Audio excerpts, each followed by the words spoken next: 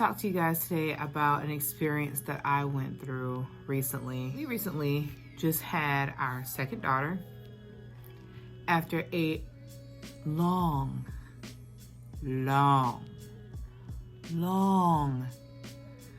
months. I found out during my second pregnancy that I have a syndrome called Hyperemesis Gravidarum. I know. So basically, Hyperemesis Gravidarum is morning sickness times 1,000.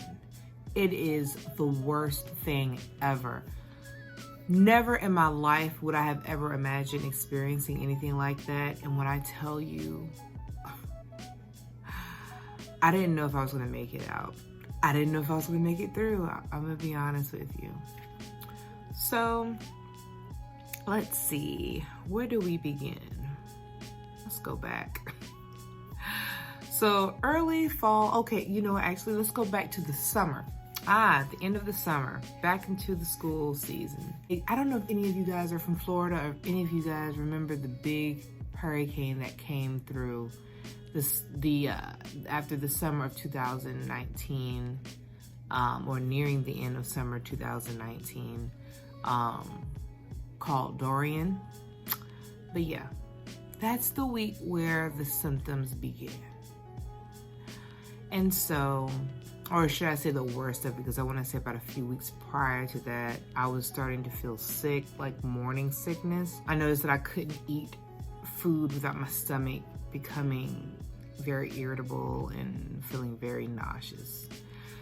I remember us going out of town to evacuate because of the Hurricane Dorian.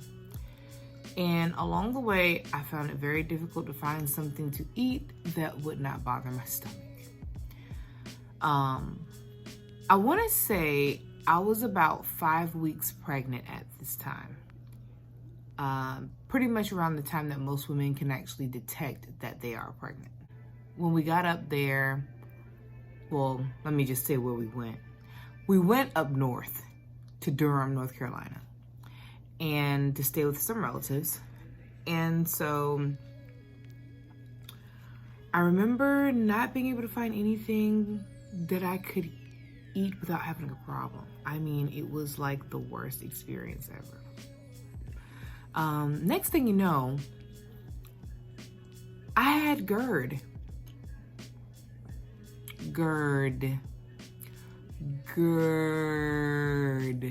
You heard me right. Bruh.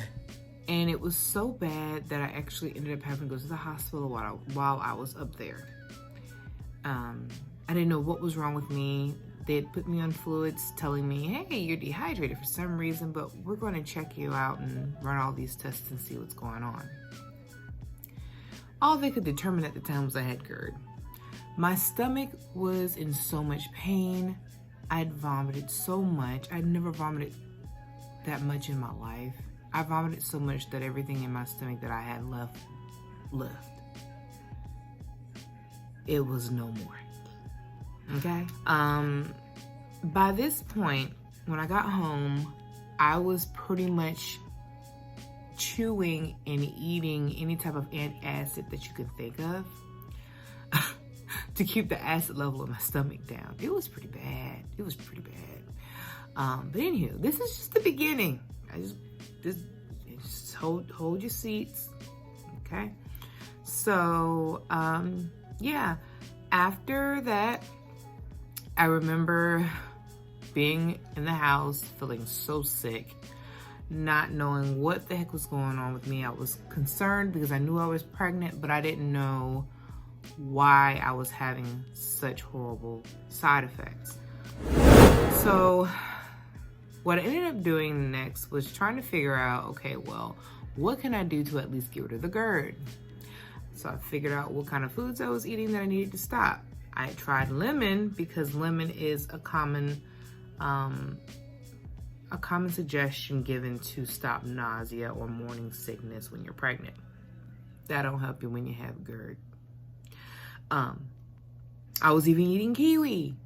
That still doesn't help. So pretty much anything acidic I had to stay away from. And so moving along, some days later we went home. That was a very tough ride back for me. Everybody got a chance to eat some good food except for me. Everybody got to eat except for me. But anywho, so when we got home,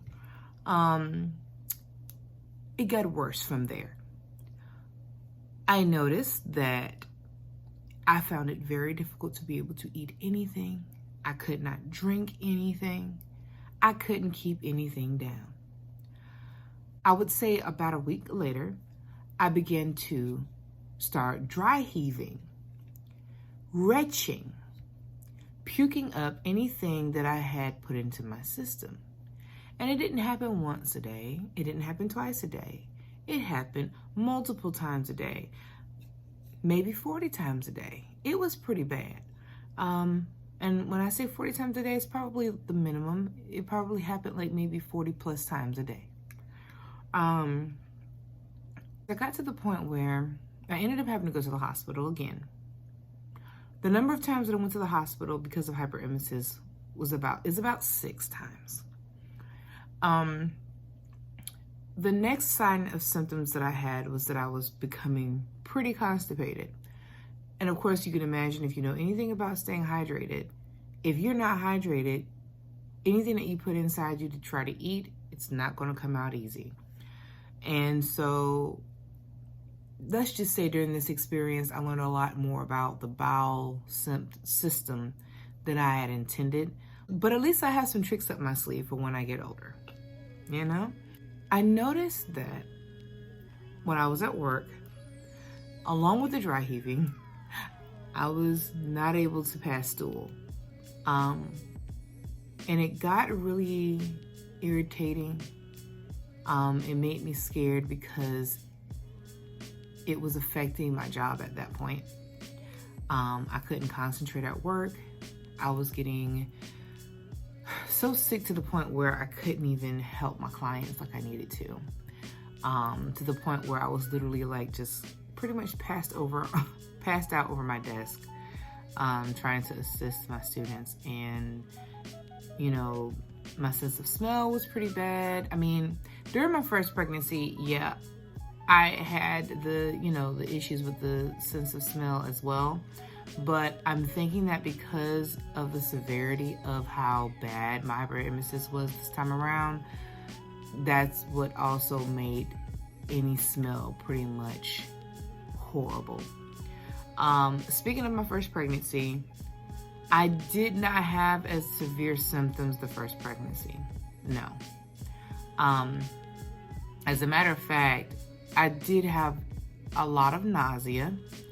I did actually have a couple of moments where I did small vomiting, but nothing like this time. So, you know, when you hear doctors or other medical physicians who know about hyperemesis say, you know, it can get worse the next or following pregnancy, they are telling you the truth. It can get worse. It can get really bad. So moving on,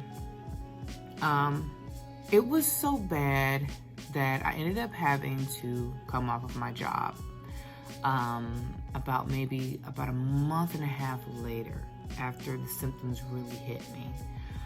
I ended up having to take several stool softeners a day. And when I say several, I mean like I would end up taking 2 in the morning and 2 in the evening. Along with that, I would have to take 2 laxatives, 1 during the day, 1 in the evening. And depending on the severity of it, sometimes I had to add a little bit more. So I did learn the importance of drinking a lot of water while taking laxatives and stool softeners. They do not work if you do not drink water. Please remember that. They also don't work if you don't have any stool to push out of you. The worst part of the constipation that I had was when I went 2 weeks without passing any bowel. At that point, I was pretty much compacted and I had to go to the emergency room to get some assistance.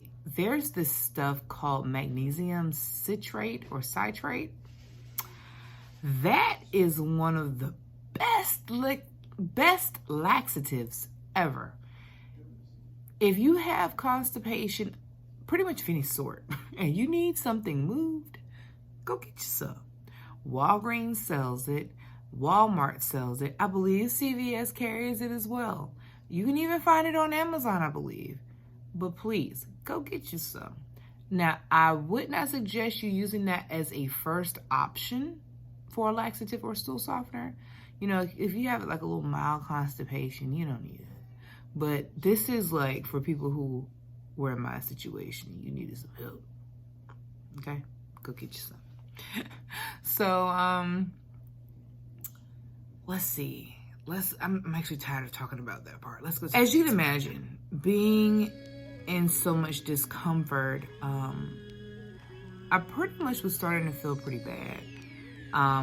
I was very severely dehydrated, and I mean severely dehydrated. I was very worried that I was going to lose my baby because I could not eat. And so at that point, around that time was actually time for me to have my first sonogram. So they were actually able to go in and see, you know, how well the baby's doing. And when I tell you, I'm thinking when I get in there, I'm going to find like some sticks and bones and you know, a reflection of some flesh or something, like, you know, like something that just don't have any type of nutrients whatsoever. The man turns on the sonogram, and what do I see? A little rotisserie stuffed chicken shaped baby. Yeah, I said it, rotisserie stuffed chicken shaped baby. So pretty much the only person who was suffering and starving. So pretty much at that point, the only person who was suffering and starving was me, not the baby. That was the best part of me having hyperemesis gravidarum. I'm gonna be honest with you. The fact that I knew that my baby was just fine and that she's doing great made everything so much better. That's a plus side to all of you moms out there who suffer from hyperemesis gravidarum. Your baby's fine. You just gotta get you together. So after I'd gone to the hospital for help about 6 or 7 times total, after going through almost 12 weeks of agony during my pregnancy, the earlier part of my pregnancy, my doctor decided to go ahead and order home health. I do believe the reason why they were waiting that long before even offering it to me was because, one, they did not know that I had hyperemesis gravidarum. Neither did I, because my first pregnancy was not that severe. Looking back at my first pregnancy, I do remember that I had to take Zofran pills to stop the nausea. I do remember having an extreme amount of nausea during my first pregnancy, but nothing like this. But, so it wasn't enough that, you know, I was worried that, you know, something else was wrong at the time. Plus, I was with a different practice. I was with a practice of midwives, and I didn't have medical physicians watching me during that pregnancy. This time around, I went to an OB that had a lot more experience and knowledge about hyperemesis gravidarum. Luckily, I was able to get the help that I needed there. So at 12 weeks, my doctor ordered home health assistance for me. That meant that a nurse would come out to my house maybe once or twice a week and would connect me to my fluids, my IV fluids, and yes, that meant I had to get stuck. Which is fine now that it's over. It just was not fun at that time because I was already in a lot of pain and agony and just not feeling it. I basically had to just deal with it. I mean, if it was one of those things where it's like, hey, if you want to get through this pain and you want this pain to subside, you have to go through a little bit more pain for it to stop. When I look back on it, was it worth it? Heck yes, it was worth it. They would come out to my house and they would make sure that I was connected to my fluids to keep me hydrated. I had to make sure that I kept account of how much weight I was losing and or gaining. Now, by the point in which they began to come out to my house, I had already lost almost 40 pounds by that point. And so it was pretty scary and it was a different way of living at that point, a different lifestyle that I had to pick up on in order to get myself back to better health. Along with the normalcy of pregnancy symptoms, I started to notice that, I lacked any sexual drive that most women would have at certain periods during their pregnancy. I didn't really have that. So, medications that did not work. I initially tried to use some home remedies or old-fashioned home remedies that, a lot of our mothers or grandmothers or great-grandmothers would use to stop nausea. One being sucking on a lemon. That did not work for me. As a matter of fact, it made GERD worse.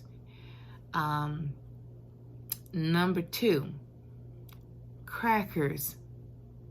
That did not work. As a matter of fact, I think it made my constipation worse. Because it's just starch. It's not really anything nutritious or, good for your body. It just sits in you. Crackers don't work.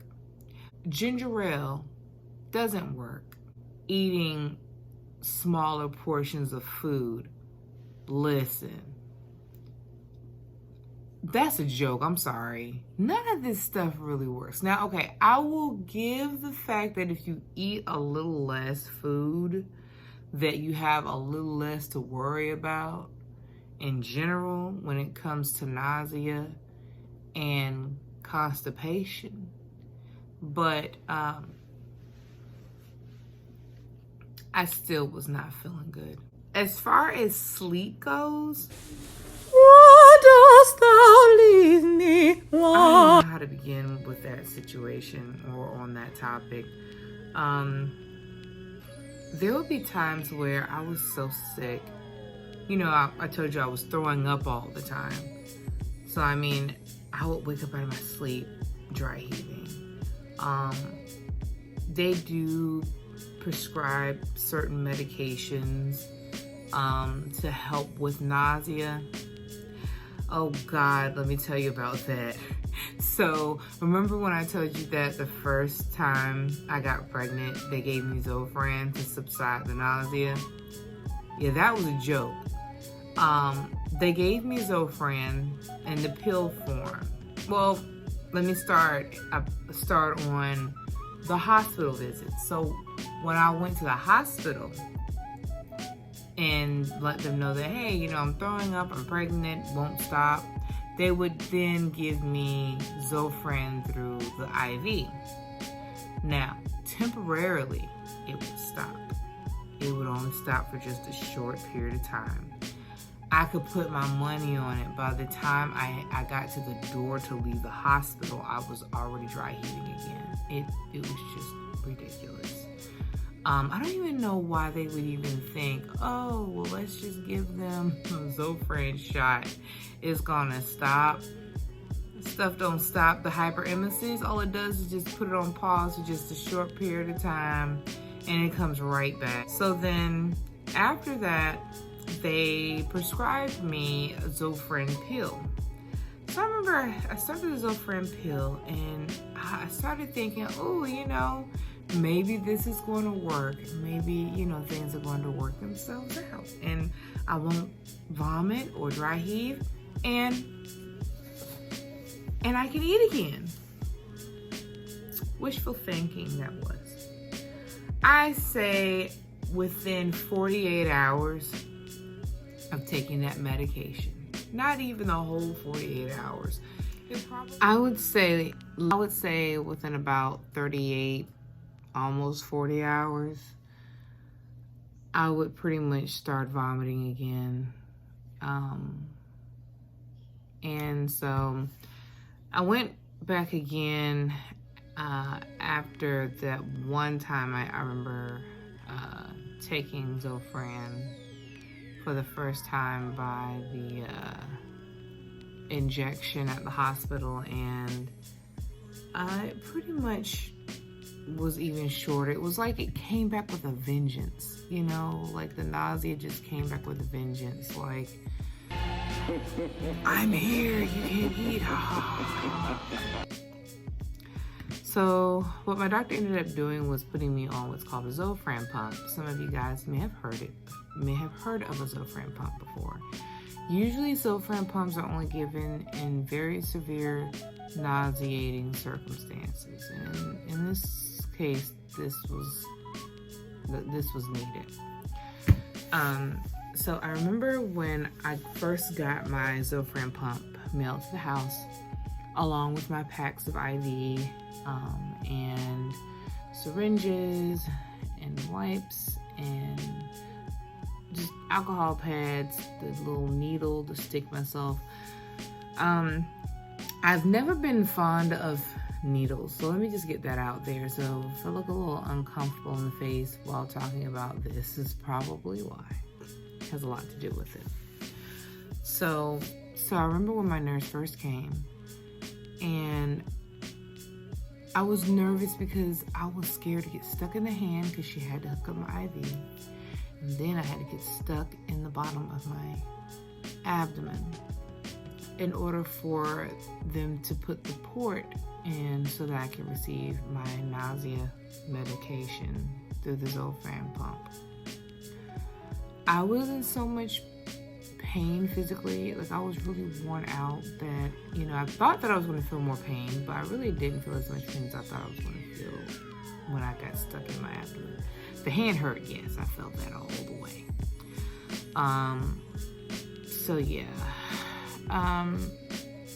After dealing with that, I noticed that there were times where, you know, my skin around my stomach will become a little irritated. So I learned certain little tricks about how to, you know, put a cold compress on it or a warm compress against the skin to kind of get the knot from underneath the skin after the needle had been sitting and pumping medicine under your skin for so many hours. They tell you that it's okay for you to leave them in for about 48 hours, though you have to change it. Like, if you don't change your needle every day, you change it every other day. Most of the time, because of the soreness and the difficulty in finding the right spot to stick myself, I would stick myself every 2 days with a new needle. And I found that to be a little bit more easier to deal with. I mean, you're fine as long as you just keep everything clean, you know? But anywho, the months went on. I was on therapy with that medication for about maybe 4 months at home. And then I remember when I went back to work early January of 2020, and or maybe it was early I remember January.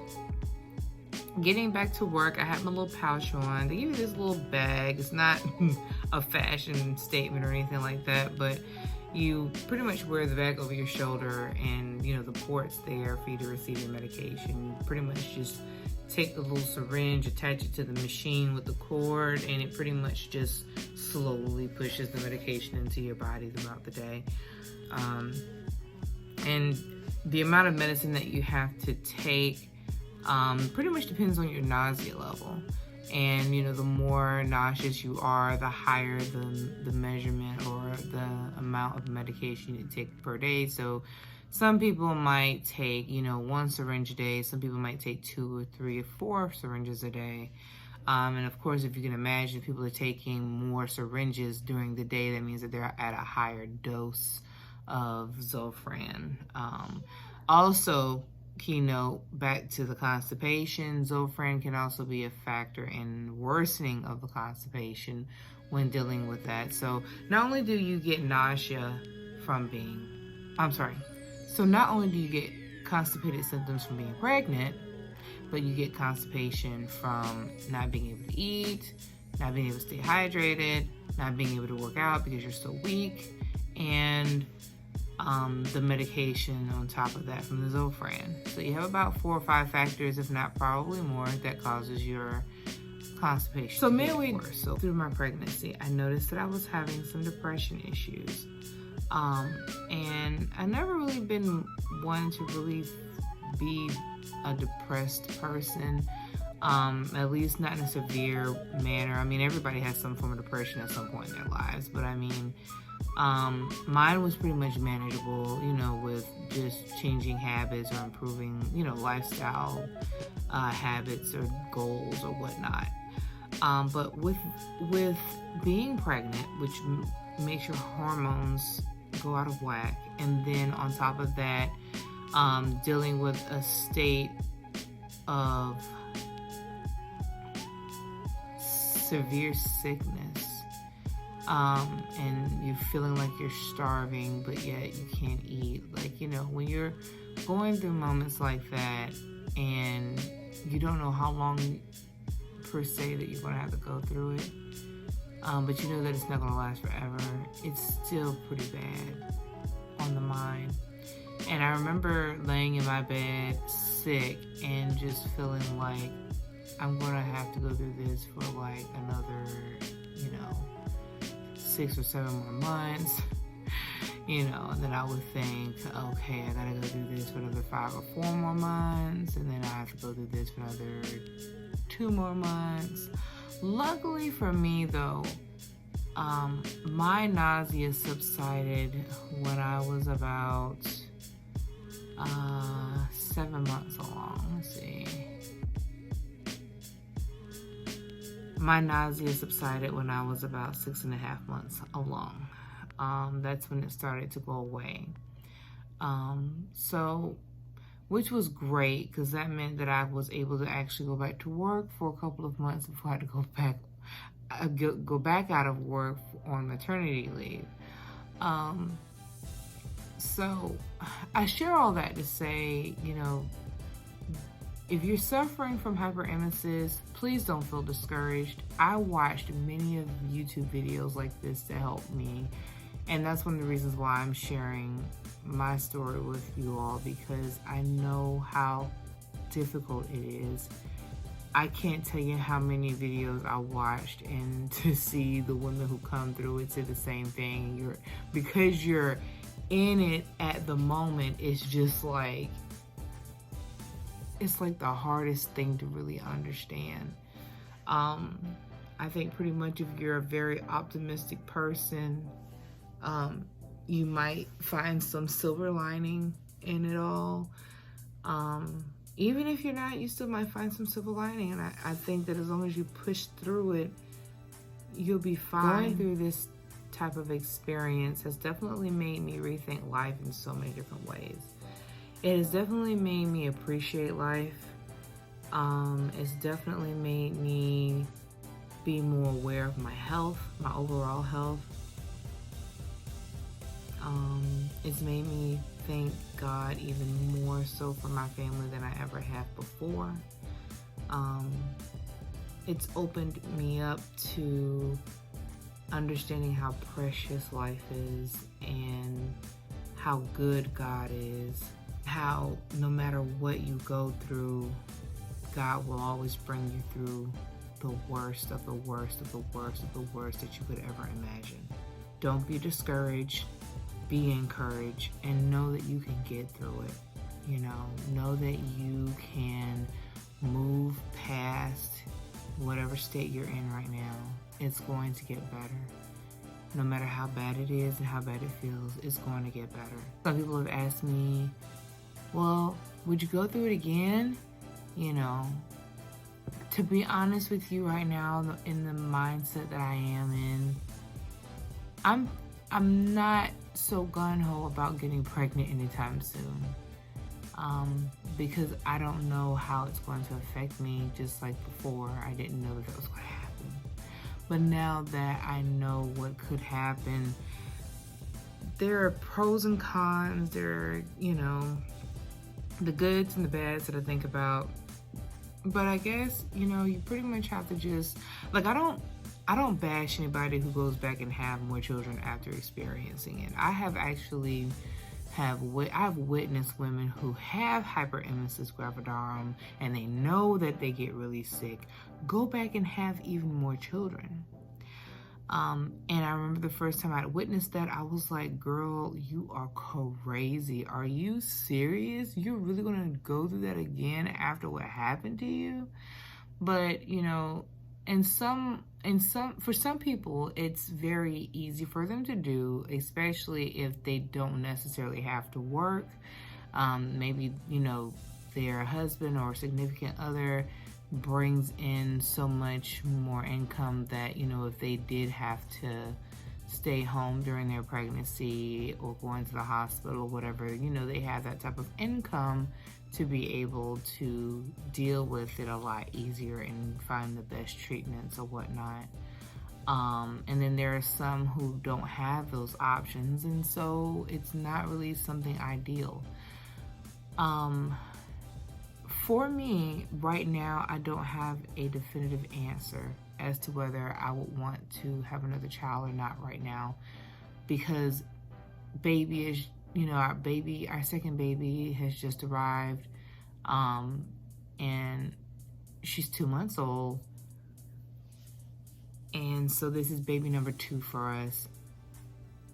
I have always imagined having a big family. Like, I have always been one of those who've said, oh, I want to have 5 or 6 children.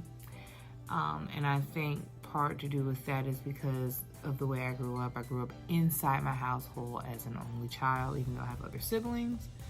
And so it's just one of those things where you pretty much just, I have to figure it out for myself as I go along, and my husband and I have to just talk things through to figure out how we're going to do it if we do decide to do it. The good thing is that I know for sure now that I have hyperemesis gravidarum, and that I know that it is possible for me to start on the Zofran medication a lot earlier in the pregnancy. I was advised that had I known that I had hyperemesis gravidarum to that extent of severity, they could have actually started me on the Zofran a lot earlier, and the problem with the nausea may have not been as bad as it had become at that time. So, keep your head up, stay motivated the best that you can, stay prayerful. I don't know what your belief systems are. I don't want to discourage anyone based on their beliefs. So, whatever your belief system is, just hold on. Hold on to it and don't let go. And just, whatever helps put a smile on your face to, and that's something that is positive for you and everybody else. Hold on to that. You're going to make it through it. I had many days laying in bed crying. Just all I could do was just lay in bed and just cry. Like, my body hurt me so bad. I was so weak. I was so tired. I was so sick. I was going out of my mind. And I thought I'd lost my mind at one point. But when I tell you, I finally got that medicine in my body, and I had been taking it for about a good 3 weeks to a month. I started seeing gradual improvement, because then I was able to start eating again. When I started eating again, after a while, I started feeling a little bit better. And it takes time. You can't just go and eat. You're going to want to feel like you want to eat everything in the world, but you can't do that. Your body's not going to allow you to. You're still not, you're still going through that nausea. And I want to say maybe after I'd been on the Zofran pump for about a month, at that point, I was almost back to where I could eat most of a normal sized meal. Also, I must make mention to some women who are vegans like me, I found it very difficult to continue being vegan during my pregnancy. And so to make you aware, you know, you're going to be told, hey, eat what you can. And in reality, at that time for me, that's all that would go down. You know, if chicken broth was what would stay down, I had to drink it. If chicken noodle soup was the only thing that could stay down, I had to eat it. If you know, if you're having to eat something that has animal product in it, I know it's going to be difficult, but you may have to eat it to stay alive, especially if you're a new vegan. For me, I had only been a vegan for a year and a half by the time that occurred, so my body was still new to being a plant-based body for the most part, like for me being a plant-based eater. So it was not that difficult for me to go back to eating meat or drinking anything that had animal product in it. I have to say it was not comfortable for me because I'd already made up my mind that I wanted to be vegan for the rest of my life at that point. And so when I would eat meat or consume any animal product, I did feel pretty bad. I have to admit that it was almost a little like torture. But I was thinking about the fact that, you know, I had to eat and my baby has to survive, and I have to survive for my baby to survive. So it's one of those situations where you kind of just figure out, okay, well, what matters most to you and what do you have available to you that can make things work. And so for me at that time, I had to. Now, after having baby, I am back vegan. I actually took it a step further, and so I mostly eat alkaline vegan. And so I'll actually make another video about eating vegan and alkaline as well in another video, another vlog. Just keep an eye out for it. But yeah, that's pretty much what I have to share to you guys today about my experience with having Hyperemesis Gravidarum, or HG as some call it. Keep your head up. Keep your head up. Don't lose faith. Just stay the course and know that everything is going to be fine and that you're going to get through it. Some women have it all the way through their entire pregnancy. For some women, it stops midway or about 3/4 of the way. But either way, whatever your story is, just take it day by day the best you can. And for those of you who are, you know, in support of someone who has Hyperemesis Gravidarum, or you know someone who has Hyperemesis Gravidarum, please find a way to help that person if you can. When a person is so sick that they can't eat, they're not thinking straight a lot of the times, and sometimes that person may not want to admit it, or they don't know how to. They may not know how to communicate. So just be patient with them and, you know, help them the best that you can, because it is a very, very stressful disorder to have. And there's pretty much not anything like it, in my opinion. So just please keep that in mind. If you ever witness anybody vomiting very bad, very severely during their pregnancy, they probably have Hyperemesis Gravidarum. And at that point, I mean, I would definitely recommend that, you know, you have them go to their doctor and be evaluated by their OB.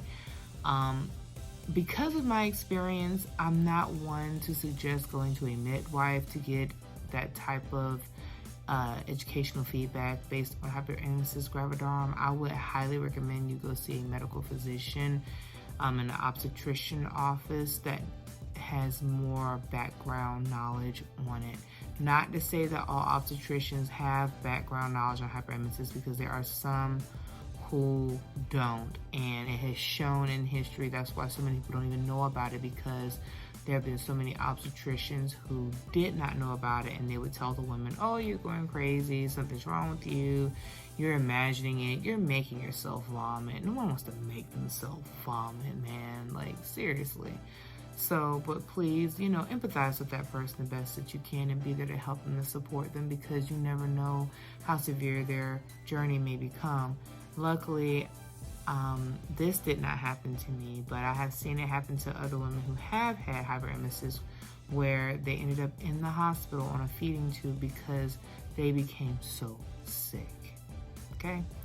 So thank you so much for watching my video. Please keep what I had to share in mind. And also make sure that you like and subscribe. Click that link below and like and subscribe my video. Please share it with, you know, other women that you know, other spouses out there with wives who may become pregnant at some point and they need to know about Hyperemesis gravidarum. It is an illness that is not detectable outside of having it. So the only way for you to know that you have Hyperemesis gravidarum that has been proven to date is if you find out you have it through experience. There's no test for it that has been brought to science yet. Hopefully someday they will. But anywho, thank you guys again for listening in. I hope you have a marvelous day, darling. If you have any topics that you would like for me to share, talk about, let me know and I'll be happy to get on it for you. I'll be happy to talk about it. You guys have a great day. Take care.